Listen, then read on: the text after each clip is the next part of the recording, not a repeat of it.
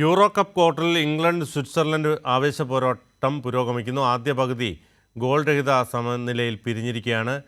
സജിഷയുണ്ട് sports ഡെസ്കിൽ നിന്നും.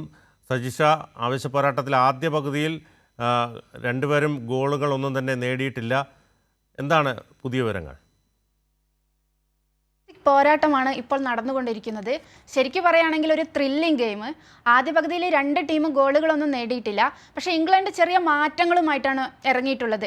Saka, പ്രത്യേകിച്ച് പറയുകയാണെങ്കിൽ അതിവേഗ ഓട്ടക്കാരനായിട്ടുള്ള സാക്കയെ ആദ്യ 11-ൽ തന്നെ ഉൾപ്പെടുത്തിയിട്ടുണ്ട്. അതുപോലെ തന്നെ Harry Kane, Jude Bellingham, Foden തുടങ്ങി മികച്ച പ്ലെയേഴ്സ് മൊത്തം ആദ്യ 11-ൽ തന്നെ ഉണ്ട് ഇംഗ്ലണ്ടിന്.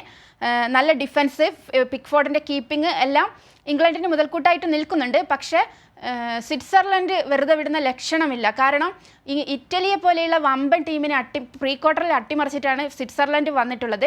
ആ മികവ് തന്നെയാണ് ഇപ്പോഴും ആദ്യ പകുതിയിൽ സ്വിറ്റ്സർലൻഡ് കാത്തു സൂക്ഷിക്കുന്നത്.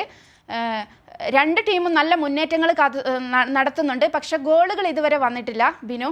ഇനി രണ്ടാം പകുതി അല്പം കൂടി ആവേശകരമായോ എന്നാണ് പ്രതീക്ഷിക്കുന്നത്. ഗോളുകൾ വരുമെന്ന് തന്നെയാണ് പ്രതീക്ഷിക്കുന്നത് ബിനു.